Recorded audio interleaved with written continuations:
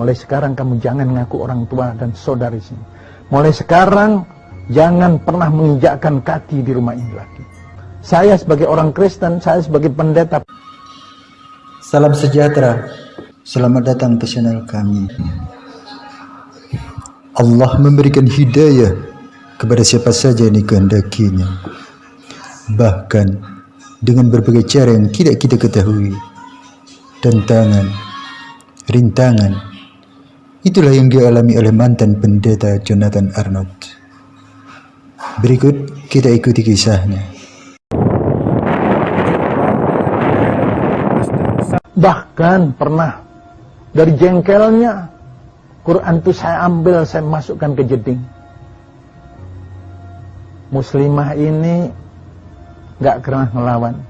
Dia cuma nangis, ambil itu, sholat 2 rakaat, kemudian baca Quran.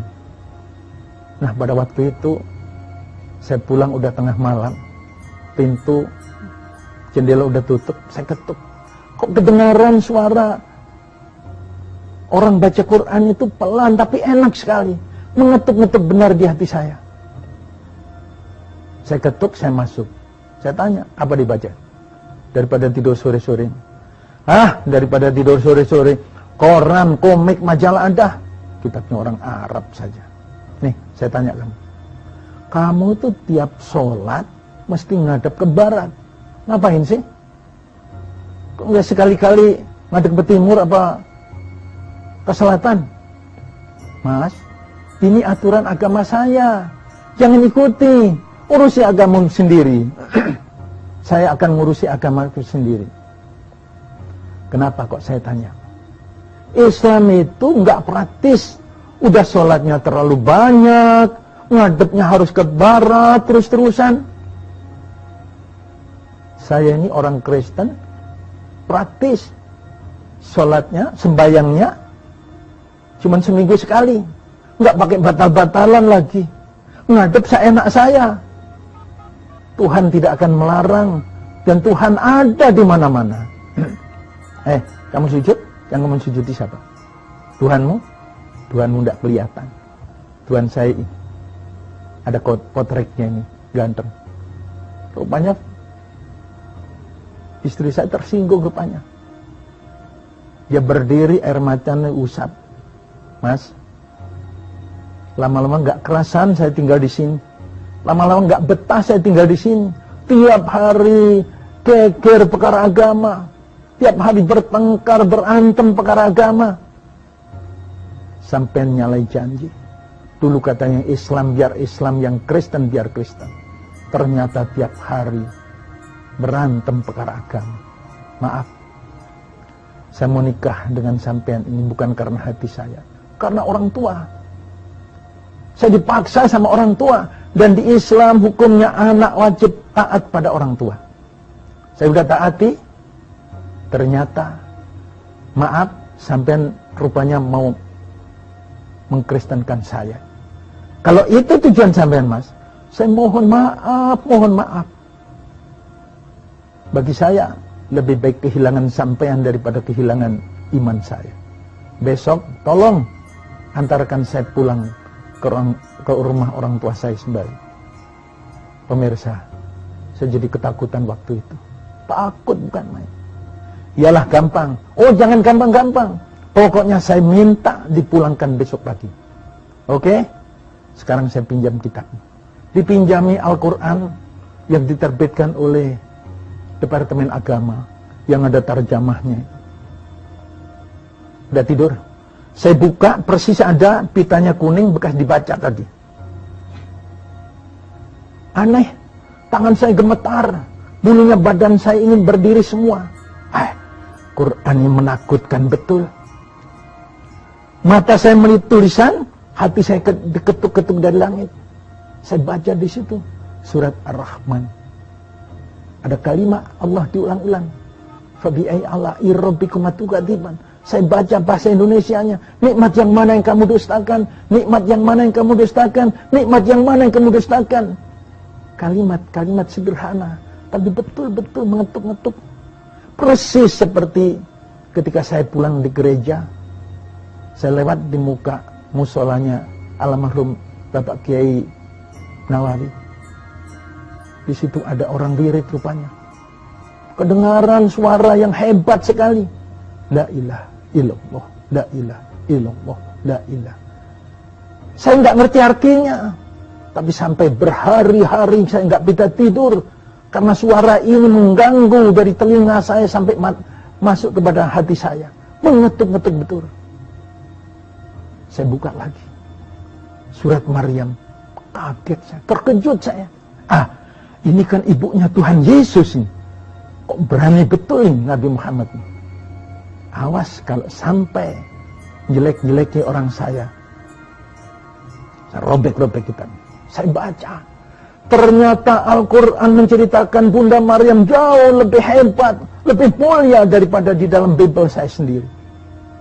Maryam masih kecil, diserahkan ke mihrab, diasuh oleh Zakaria. Berkembang dalam mihrab itu sampai remaja, Maryam ini nggak pernah keluar sama sekali dari mihrab. Ibadah terus, seolah-olah jiwa daripada inna sholati wa nusuki wa mahyaya wa mati lillahi rabbil alamin menancap di dada Maryam. Di Bible saya tidak. Maryam masih kecil, berkembang, jadi remaja, udah pacaran, bahkan nikah dengan Yusuf. Yusuf tukang kayu, bukan Nabi Yusuf. Nah, kalau Maryam ini hamil, pastilah yang dituduh adalah Yusuf. Di Al-Quran tidak. Maryam tidak pernah dijamah oleh seorang laki-laki pun. Saya buka lagi surat Al-Ikhlas. Qul huwallahu ahad. Katakan wahai Muhammad, Tuhanmu hanya satu. Bingung saya. Tuhan saya kok tiga? Allah Bapa, Sang Putra, dan Rohul Kudus.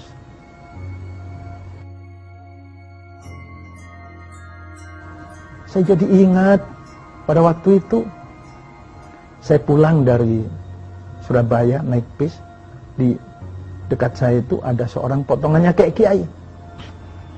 Saya tanya, Bapak Islam? Iya. Anda? Saya Kristen. Saya bertanya, Pak, oke silakan. Apa betul Tuhannya orang Islam satu? Betul. Kok tidak kelihatan? Keliru. Semua orang Islam bisa melihat Tuhannya. Tidak dengan ini, tapi dengan ini. Dari besarnya sampai tidak kelihatan, tidak bisa dijangkau oleh mata manusia. Besar sekali. Dunia ini besar kan? Ya. Muter? Ya. Yang muter ini hakikatnya harus lebih besar daripada yang diputer. Itulah Allahu Akbar. Tuhan Anda? Yesus kecil. Dan lagi yang namanya Tuhan itu, maaf, nama Anda siapa? Nama saya Jonathan. Pak Jonathan, yang namanya Tuhan itu harus ada sebelum semua ada. Yesus datang ketika semuanya sudah ada. Maaf Pak Yai, maaf. Pak Yai mungkin bilang begitu, tapi saya sebagai orang Kristen, saya sebagai pendeta punya pandangan lain. Yesus memang Tuhan yang turun dari langit menyamakan diri dengan manusia untuk menebus dosa manusia. Oh, begitu? Iya, dia turun. Yang namanya Tuhan itu bisa saja menyamakan diri dengan apa saja bisa, karena dia maha bisa. Oke lah. Kalau memang begitu Pak Jonathan, saya jadi kasihan lihat Tuhan Anda. Kok begitu Pak? Untuk menebus dosa saja dia harus turun ke dunia. Apa yang terjadi di dunia? Dia dianiaya, begitu hebatnya sampai dipaku di palang salib. Kasihan saya. Tuhannya orang Islam tidak begitu Pak Jonathan. Maha besar, maha kuasa untuk menolong Nabi Ibrahim yang dibakar. Tidak perlu Tuhan itu turun lalu apinya ditiup. Tidak. Dari singgasananya sana, Allah itu memijit tombol otomatisnya. Innama amruhu idza rada syai'an ayaqula lahu kun fayakun. Dingin api itu. Untuk menolong Bilal yang mau diracun oleh orang-orang kafir Quraisy untuk minum ini. Allah juga memencet tombol otomatisnya, celak. Begitu Bilal mengucapkan Bismillahirrahmanirrahim, racun diminum, tidak mati, sakit pun tidak dia. Begitu hebatnya. Yang namanya Tuhan itu Pak Jonathan nggak pernah sakit. Lihat di Bible Anda, Yesus pernah sakit. Yang namanya Tuhan itu Pak Jonathan tidak pernah menyesal. Yesus menyesal.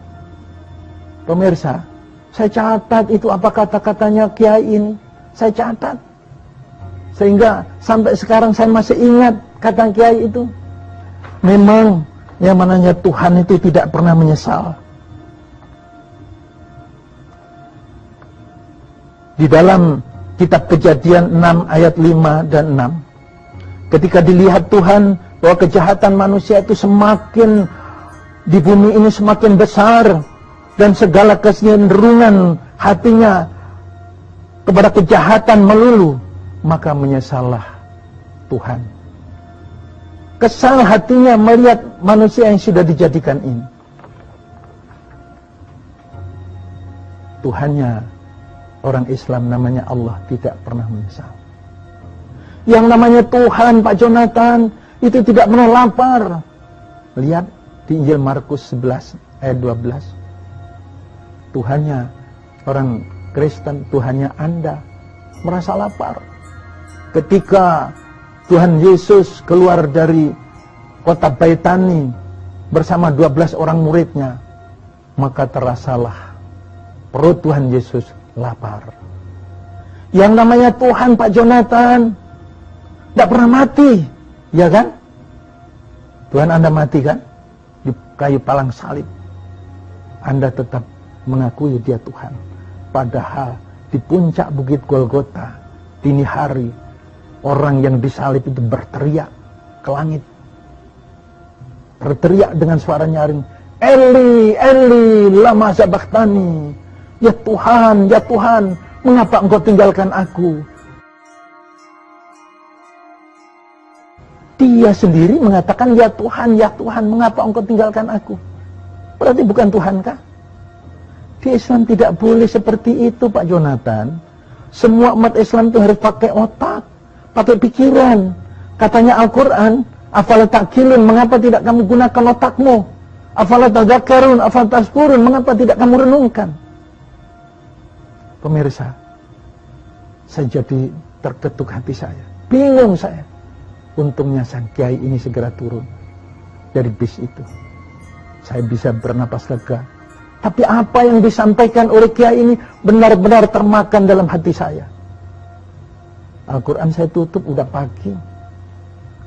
Istri saya sudah berpakaian bagus, mau minta diantar pulang.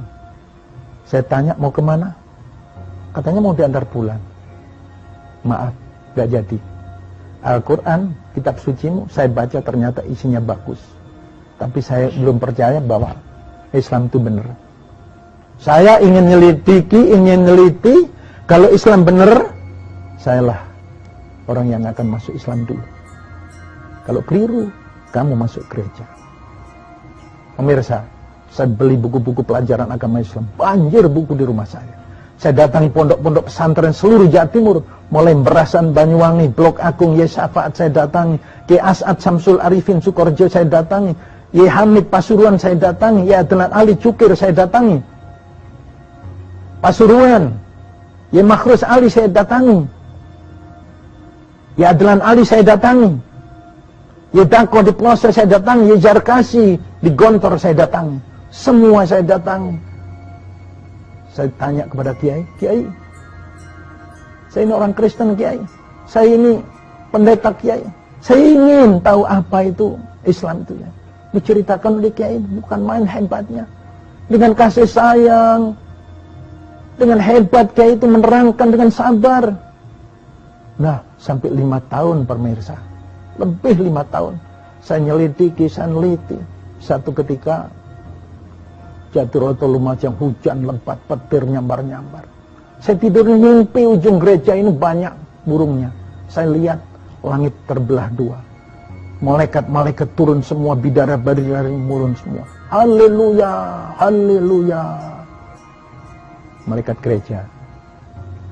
Haleluya itu artinya sama dengan alhamdulillah, pemirsa. Ingat ya, segala puji bagi Tuhan. Nah, malaikat yang paling cantik turun dengan suara yang enak sekali. Sampai saya terbangun masih kedengaran suaranya. Ketika saya lihat-lihat, ternyata bukan suaranya malaikat. Suaranya istri saya, baca Quran pelan-pelan. Tahu saya bergerak begini, saya dibangunkan. Mas, katanya ingin ketemu Tuhan, mari silakan. Saya nurut saja. Saya lari ke jeding, gak bisa wudhu saya, cuci muka aja lah. Saya duduk di atas sajadah. Saya berteriak ke langit, Tuhan, tolonglah saya Tuhan. Kalau memang Yesus itu benar-benar Tuhan, tolong tetapkan hati saya. Tetapi kalau bukan, tolong beri petunjuk kepada siapa saya harus menyembah. Suaranya kiai-kiai datang semuanya, ulama-ulama, para tokoh-tokoh Islam datang semua, suaranya kitab-kitab datang semua. Mantap di hati saya. Saya nangis mencurahkan air mata. Ya, Islam adalah agama yang benar. Saya tulis surat pada majelis gereja di Jatiroto Tembusan Jakarta. Isi surat, saya mengundurkan diri sebagai pendeta dan sebagai orang Kristen. Istri saya tanya, mau ke Islam? Iya, jangan. Jadi orang Islam gampang, baca syahadat itu Islam. Tapi melakukan, mengamalkan syariatnya itu yang berat. Percayalah, saya sudah mantap jadi orang Islam. Oke? Kalau memang begitu, ayo. Yap, istri saya ini yang pertama kali nuntun saya masuk Islam. Dia wudhu, sholat 2 rakaat, jam di dinding saya jam 2:10. Begitu selesai, tangan saya ditarik, diajak salaman. Sini mas, sampean saya tuntun masuk Islam.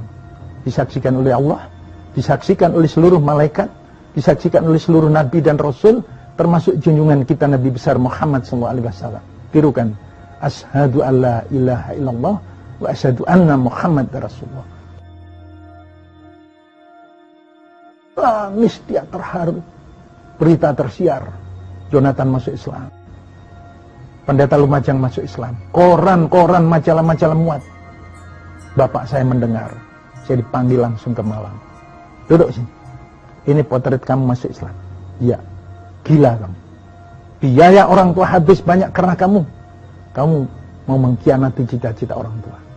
Saya perintahkan sekarang juga pindah ke Malang kembali dan kembali ke gereja. Saya mohon maaf ayah. Saya tidak bisa.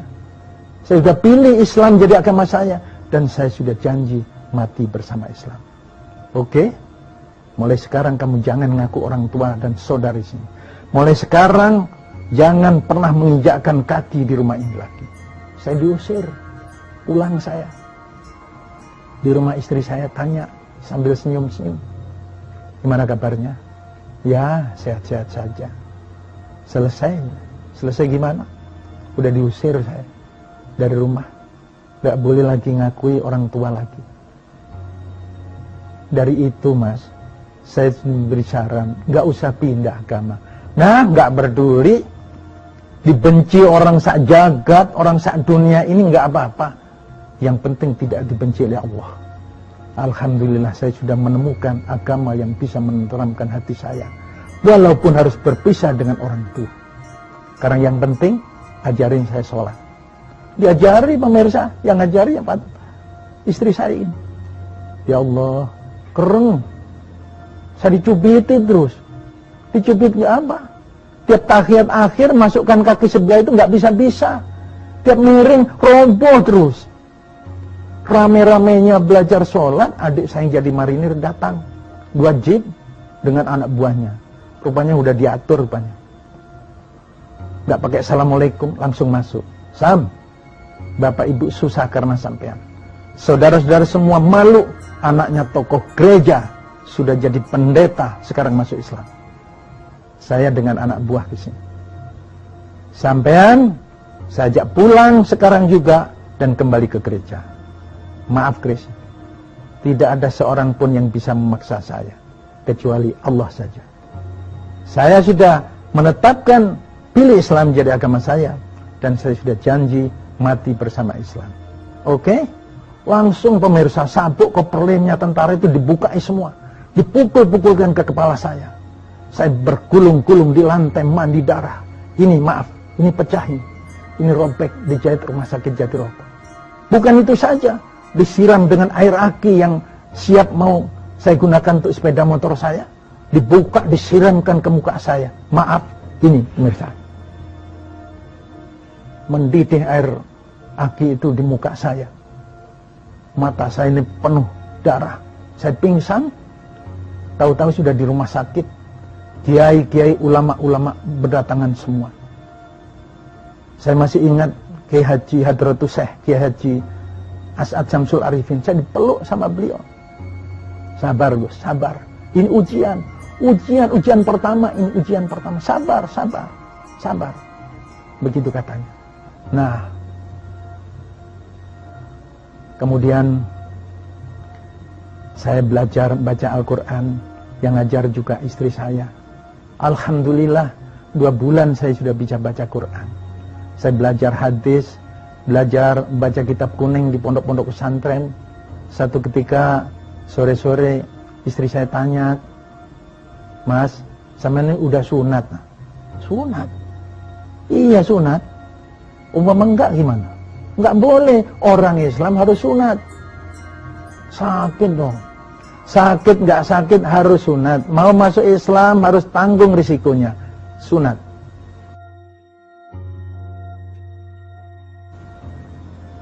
Saya nggak kurang akal. Anak kecil-kecil sekitar saya, laki-laki yang belum sunat, saya kumpulkan semua. Sunat bareng-bareng anak-anak kecil. Nah, katanya orang-orang Islam, katanya kiai, doa orang mu'alaf, orang yang baru masuk Islam, itu mujarab, dikabulkan oleh Allah. Waktu itu saya nganggur. Begitu keluar dari gereja dengan segala fasilitasnya, hilang. Saya keluar cuma orang saja. Begitu dengan istri saya. Akhirnya saya ditolong oleh tokoh Islam untuk dimasukkan ke pabrik gula Jatiroto. Jadilah saya karyawan pabrik gula Jatiroto di kantor. Saya berdoa, ya Allah, tolonglah ya Allah, beri kesempatan saya untuk melihat Ka'bahmu, beri kesempatan saya untuk sujud di tempat sujudnya Rasulullah SAW. Tolong ya Allah, saya nggak punya apa-apa, tapi Engkau Maha Kaya. Begitu doa saya terus doa saya. Saya diajari sholat malam, tiap malam kita sholat. Senang sekali rasanya. Nah, tahun 92, kebetulan apel Korpri waktu itu. Nah, di meja saya ada undangan. Setelah saya tanya, undangan untuk menunaikan ibadah haji. Undangan dari Raja Fat khusus untuk bekas pendeta dan pastor seluruh Asia. Indonesia hanya satu, saya saja. Alhamdulillah saya diberangkatkan ke Saudi Arabia, benar-benar sesuai permohonan saya kepada Allah Subhanahu wa taala. Saya menangis di sana, terharu di sana. Benar-benar saya bisa menyaksikan betapa agungnya itu Ka'bah. Saya benar-benar bisa sujud di tempatnya, di tempat sucinya Rasulullah SAW. Pemirsa, apa yang saya sampaikan ini adalah pengalaman pribadi saya. Gak ada sangkut pautnya dengan orang lain, dengan orang-orang Kristen yang lain, dengan gereja, sama sekali tidak. Karena itu saya selalu berseru, ayolah kita sambung kerukunan beragama antara satu dengan yang lain. Yang orang Hindu jadilah orang Hindu yang baik, yang orang Buddha jadilah orang Buddha yang baik, yang orang Kristen jadilah orang Kristen yang baik, yang orang Islam jadilah orang Islam yang baik. Sesuai dengan apa yang disampaikan oleh Allah, inna dina indallahil Islam.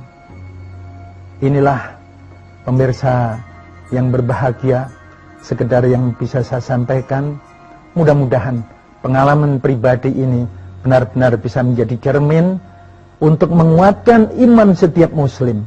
Kita koreksi ajaran-ajaran kita. Sudah mampukah kita mengaplikasikan ajaran Islam dalam kehidupan kita sehari-hari? Mohon maaf barangkali ada tutur kata saya yang kurang berkenan.